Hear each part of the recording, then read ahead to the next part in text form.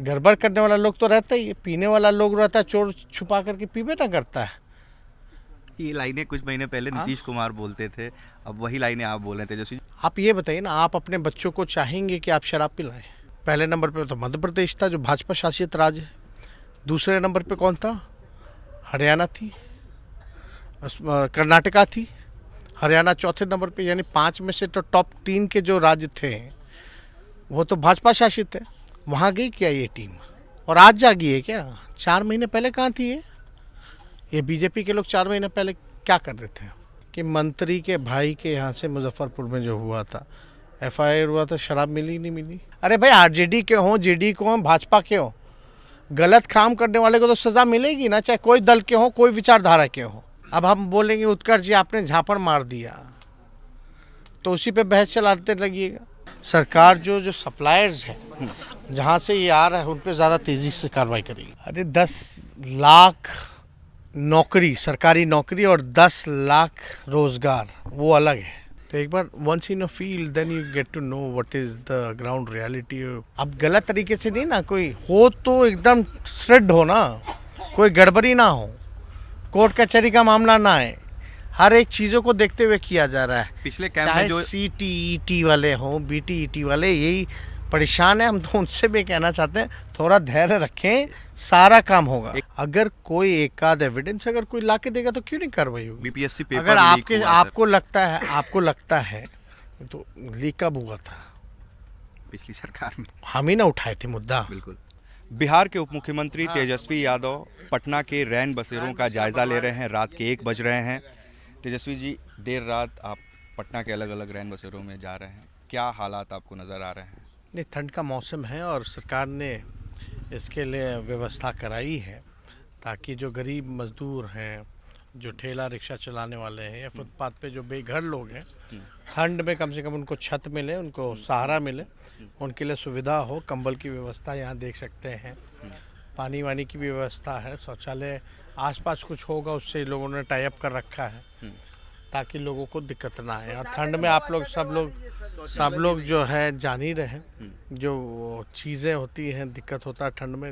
लोग जो है, क्योंकि दिसंबर का महीना, जनवरी जो है पूरा ठंड रहता है, ओस रहता है, फॉग रहता है, और ठंड से काफ़ी लोगों की जान भी जाती है शीतलहर जब चलता है तो इसलिए व्यवस्था कराई गई है ताकि गरीबों को जो है सुविधा मिल सके।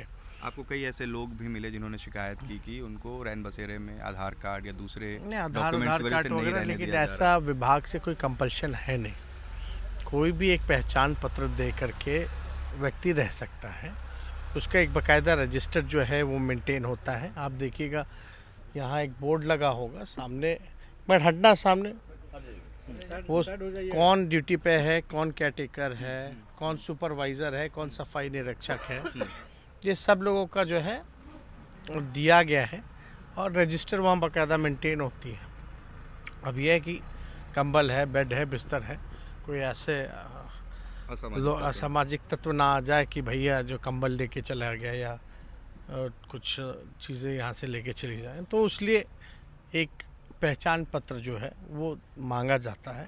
और पहचान पत्र ज़्यादा, कोई भी राशन कार्ड हो या वोटर ID हो, सब लोगों के पास लगभग है ही, तो वो है।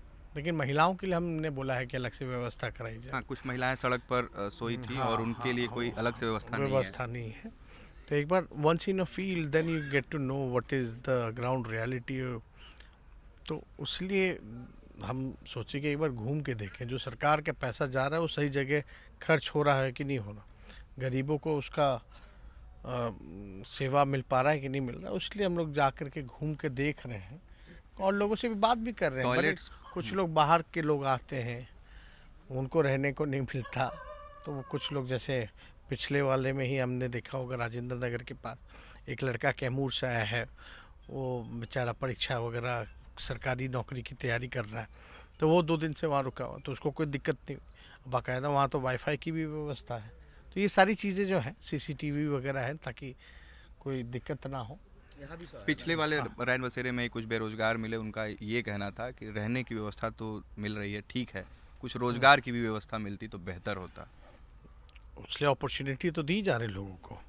आज ही कैबिनेट में 75,500 गृह विभाग ने पद को सृजन किया है। अब आप बताइए 75,500 कौन लोग होंगे? ये तो अपॉर्चुनिटी है ही। स्वास्थ्य विभाग हम ही ला रहे हैं 1,60,000 नौकरी, तो वो भी अपॉर्चुनिटी दे रहे हैं। अब पहले वाला ज़माना तो है नहीं कि भाई मंत्री लिख के दे दे कि तुमको नौकरी दे देते हैं। अब तो कंपटीशन है, बाकायदा रोस्टर होता है, रिजर्वेशन है, उसको फॉलो किया जाता है। यानी 10 लाख तो का जो इसमें तो आपका तैयारी वादा था उसमें काम एकदम- होना शुरू हो चुका है। एकदम होना शुरू हो गया। 2-3 महीने में आप देखिएगा सारी चीज़ों को हम लोग पूरा कर लेंगे। 10 लाख रोजगार का भी एडिशनल वादा हुआ। अरे 10 लाख नौकरी, सरकारी नौकरी, और 10 लाख रोज़गार वो अलग है। नौकरी और रोज़गार में अंतर है। हम 10 लाख सरकारी नौकरी देने जा रहे हैं और 10 लाख रोज़गार वो अलग है। लेकिन सरकारी नौकरी अगर पाना है तो कंपटीशन है। अब सिपाही का निकलेगा, दरोगा जी का निकलेगा, डॉक्टर का निकलेगा, इंजीनियर का निकलेगा, टीचर का निकलेगा। कुछ जो हमारे टीचर के लोग जो शिक्षक हैं, कुछ लोग जो देखते होंगे मांग करते होंगे ये हो जाए, 7वें चरण वाला हो जाए लाठियां भी उनको पड़ी। अरे भाई सब होने जा रहा है। हम तो कई बार कह दिए कि भाई तो वो समझ क्यों नहीं पा रहे? धैर्य रखिए, सब होगा। अब गलत तरीके से नहीं ना, कोई हो तो एकदम श्रद्ध हो ना, कोई गड़बड़ी ना हो, कोर्ट कचहरी का मामला ना आए। हर एक चीज़ों को देखते हुए किया जा रहा है। पिछले कैंप चाहे में जो CTET वाले हों, BTET वाले, यही परेशान है। हम तो उनसे भी कहना चाहते हैं थोड़ा धैर्य रखें, सारा काम होगा। एक आखिरी सवाल, जो इस नौजवान की बात हो रही है पिछले कैंप में, उसने एक बात ये कही कि नौकरी तो निकलती है लेकिन भ्रष्टाचार इतना है सरकारी नौकरियों में कि हम जैसे लोगों को वो मिल नहीं पाता। तो आपसे उन्होंने रिक्वेस्ट की है कि कम से कम इस चीज़ पर लगाम लगाइए कि भ्रष्टाचार ना रुके, मतलब भ्रष्टाचार रुके और हम लोगों को भी बराबर मौका मिले। नहीं, इसमें देखिए जो कंपटीशन, जो रिटर्न वगैरह जो पास करता है, तो इसमें तो खुद को प्रूफ करना पड़ेगा। जहाँ तक भ्रष्टाचार का सवाल है, अगर कोई एकाध एविडेंस अगर कोई ला के देगा तो क्यों नहीं कार्रवाई होगी? BPSC पेपर अगर लीक हुआ, सर। आपको लगता है तो लीक कब हुआ था? पिछली सरकार में। हम ही ना उठाए थे मुद्दा। बिल्कुल। लेकिन उसके बाद छात्र अभी भी आपकी सरकार बोर्ड में वाला, प्रदर्शन कर रहे अरे भाई बोर्ड वाला भी तो हम ही उठाए थे ना। अभी तो कोई ऐसा परीक्षा का कोई ऐसा मामला नहीं है, लेकिन कुछ ना कुछ गड़बड़ करने वाला लोग तो रहता ही है।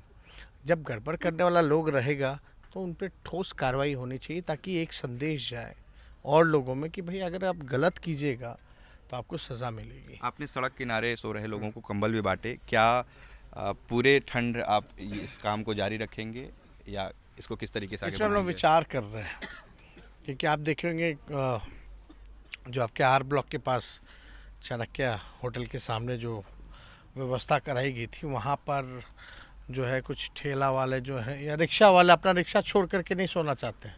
तो वो तो बड़ी जेन्युइन उनको समस्या डर है, है। जेन्युइन समस्या है। तो भाई उनके लिए क्या वैकल्पिक फ्यूचर में किया जाए, इस पर हम लोग विचार करेंगे।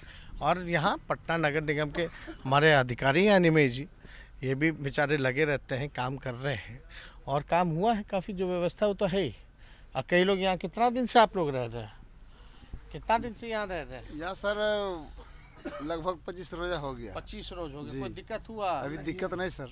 आपको आते हैं तो बेड मिल जाता है ना, जी मिल ही जाता। छत मिल जाता है ना, और नहीं मिलता तो बाहर सोना पड़ता, हाँ अगर ये नहीं व्यवस्था नहीं होता तो। बाहर सोना पड़ता। हाँ, तो हम लोग काम कर रहे हैं इस दिशा में।